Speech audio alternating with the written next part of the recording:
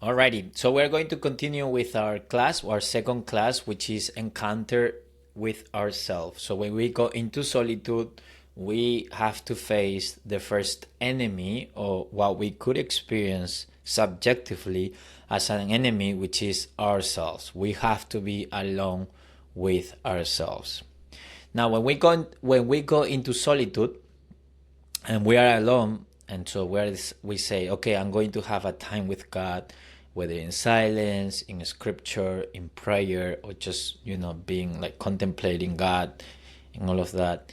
There will be many emotions that you are going to experience, and which is a human thing. And one of the first emotions I would say that many people feel when they go into solitude is this deep sensation of fatigue, exhaustion, tiredness.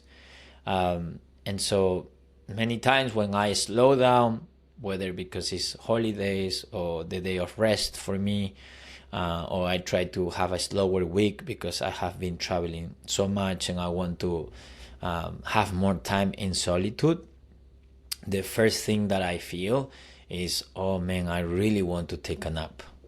And of course, I do believe that power naps and siestas are good for you.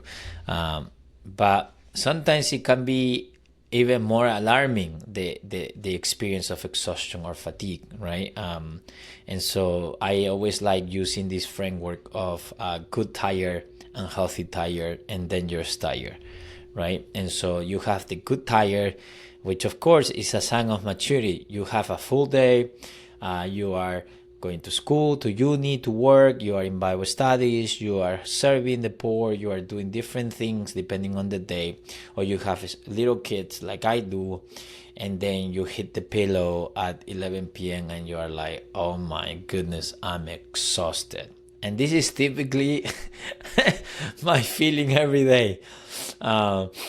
Because my kids go to bed. I mean, the last one, Aiden, the oldest, he goes to bed at like at 10 p.m. And so, yeah, I know it's late, but welcome to Spain, okay?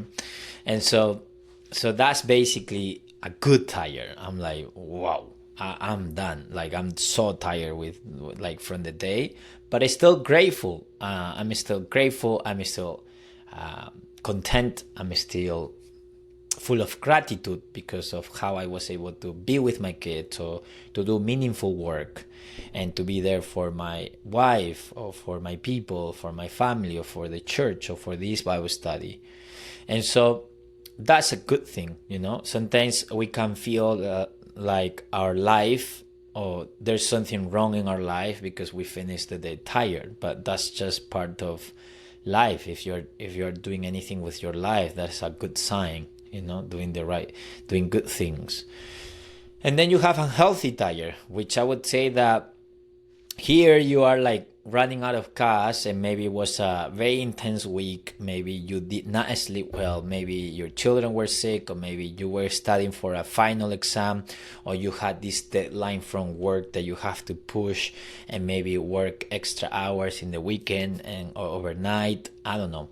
And so then you feel like, man, I've been pushing myself for, I don't know, a few weeks, 3 weeks, a month, few months even, and you're just feeling like, wow, unhealthy tired. And I think that one of the symptoms of unhealthy tired is when you stop working, or when you have these small moments in your day, or short moments of like silence, or just that you can do something else, and you immediately want to maybe do something entertaining, right? Or maybe you want to do something like kind of like to zone out and to chill, but you feel this almost like a sense of anxiety about wanting to just chill and zone out completely. So that could be already a sign of like, like this inclination towards escapist behaviors, either through binge eating or entertainment or things like that. And so that's already a red flag. It's like, okay, this is already I'm feeling a lot. I'm not having enough time to process that, to rest, to sleep well, to eat well. And so anyways, so that would be something to take into account. And you can feel that when you are in solitude. And then dangerous tired.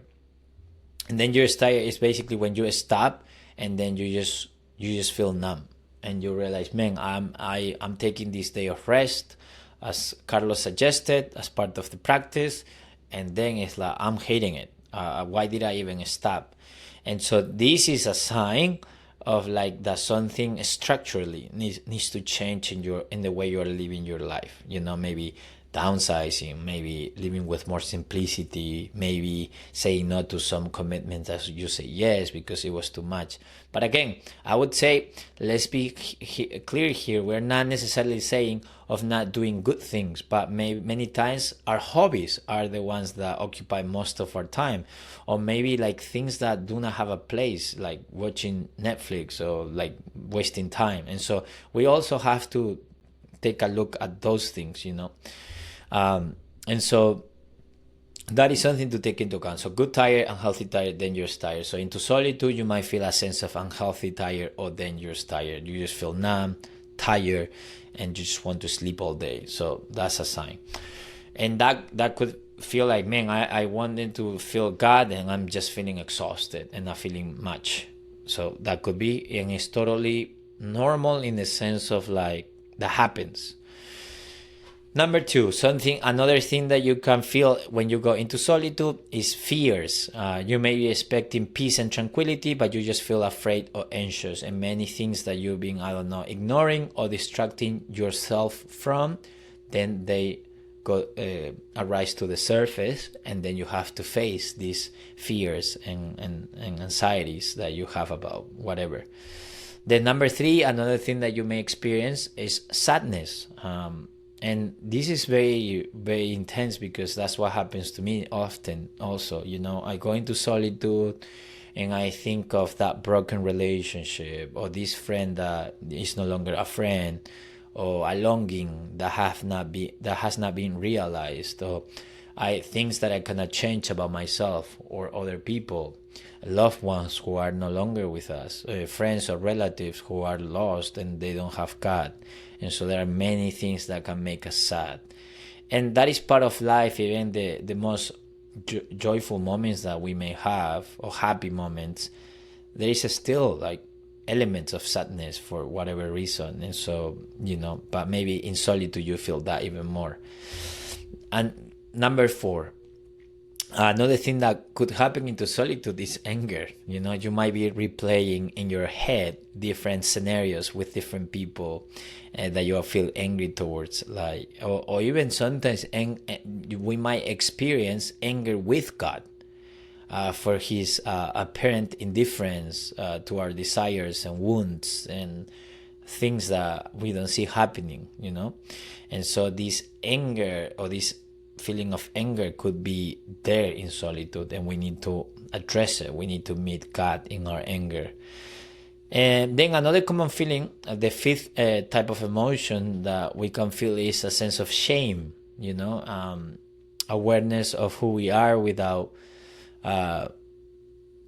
So typically when we feel shame, we have these coping mechanisms to avoid the shame or the pain we are feeling. But in solitude, we kind of like, by practicing solitude in a godly way, then you expose yourself to feeling these things, this sense of shame. You become aware of things that you don't like about your life, or that you are doing wrong, but you are not, what would you say, numbing it, or you are not busy. You have slowed down enough to pay attention to that. And so, for example, for me, sometimes it's like when I have group events or meet with friends, and maybe the day into solitude or the day I rest, it comes to my mind. It's like, I feel shame because maybe I was not kind enough with my kid, or I wish I replied to my wife in a better way, or I wish I didn't talk too much over dinner and let other people speak. And so these are real things. And lastly, we could mention many more. I'm just covering I would say the frequent ones. But another thing that you can experience is boredom. You just can't focus. You just feel that this is all really boring and unnecessary, and like. But the point here is that solitude, as we saw in Jesus' lifestyle, is not an introvert thing. It's not a monk thing. It's not even a Catholic thing. It's a Jesus thing, Jesus practiced that, and so that's why we're talking about this. But this could be some of the challenges when we practice that, is that we feel all these kinds of complex emotions that we have to face with God in solitude, and that's why often we might be avoiding that, because going into solitude means that we no longer distract ourselves from that. And so whatever form of pain you might be experiencing, or you may experience in solitude, we also have Jesus' example of meeting God in his pain. Jesus does not distract himself from the pain. And the passage I would like to read together is in Matthew chapter 26, verses 36 through 39.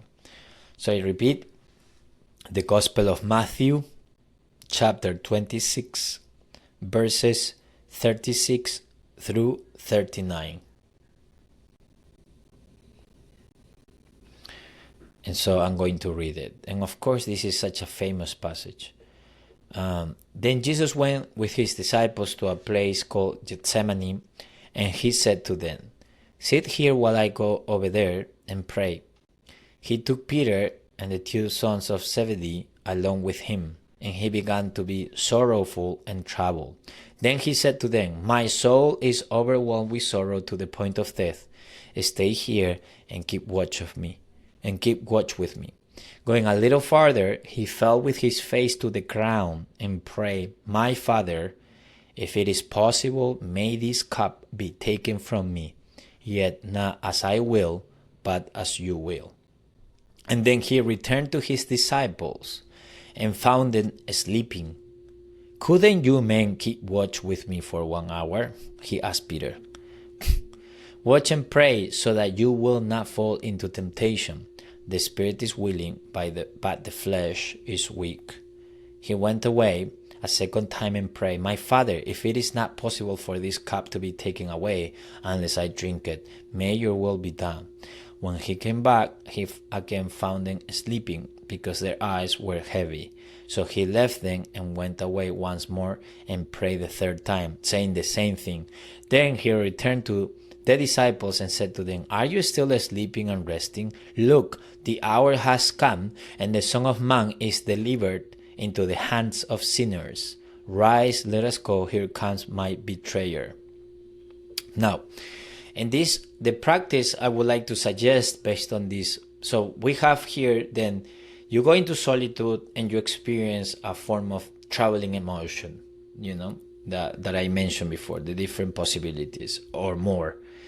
And then I just would like to take this passage and extract from Jesus' example a 3-step type of simple practice that we could do when we go into solitude and we are met by this intense feeling of boredom or of pain, of shame, of sadness, depending on who you are, And so number one, what we see in the passage that we just read is that Jesus gives God his feelings.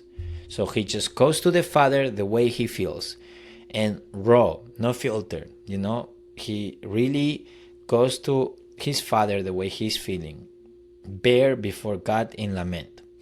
And whether it's apathy, lust, boredom, whatever, God will meet you where you are if you open up to him. Now, it is important here to name the emotion, okay? So you name the emotion. "Father, I'm feeling angry," or "I'm feeling sad," or "I'm feeling..." It's very interesting because I do practices with my son. So we're teaching him to name the emotion. And so what are you feeling? Are you feeling red? Are you feeling orange? Or are you feeling green? To talk about how angry he feels. But something interesting that happens is that he sometimes tells me, "I am angry because I'm sad."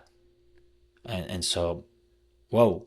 And so there are even layers to these emotions, right? So the idea is to name the emotion and go to God with that emotion. Number one. So you give God your feeling, the emotion you're feeling in the moment. Step number 2. Then you give God your desires the way Jesus did. You see here, so Jesus was feeling a deep anguish to the point of death. He was feeling very troubled. So he went to God feeling that way.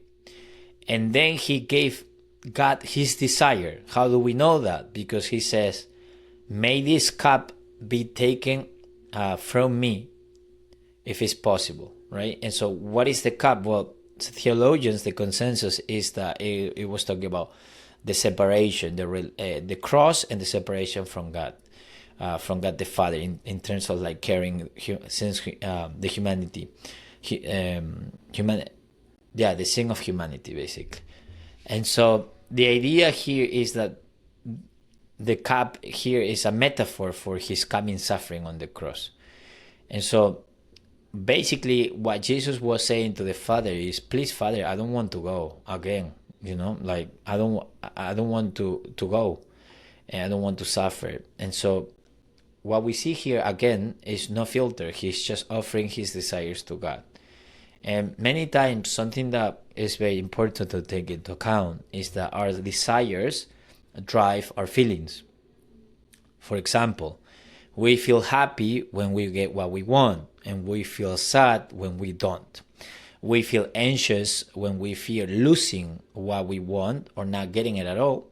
And we feel angry when something or someone blocks what we desire. Of course, there are many other iterations and possibilities to what I'm saying.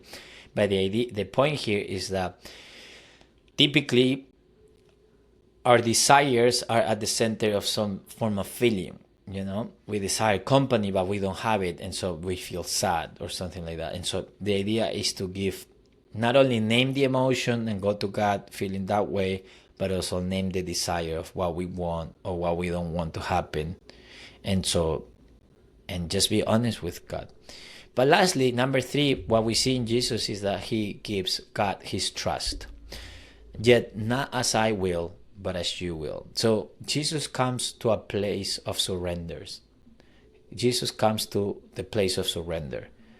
He is basically consenting to what the Father had for him.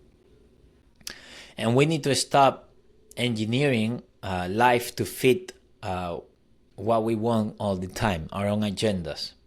Thomas Keating has this phrase, our emotional programs for happiness. And this is basically whatever thing that we have in our minds that, I need that to be fulfilled, or I need that to be whole, or I need this to be taken away for me to truly be content or happy and things like that. But the point is that we need to be to surrender to God. And I love this passage because again it gives us this simple framework of we meet God with our feeling, we name it whatever that is, then we give our desire, and then we surrender. And of course this is not as automatic or linear every time we pray or we go into solitude, but it's a good exercise, it's a good practice, looking at Jesus in Gethsemane in Matthew 26 and trying to imitate our Messiah, our Lord.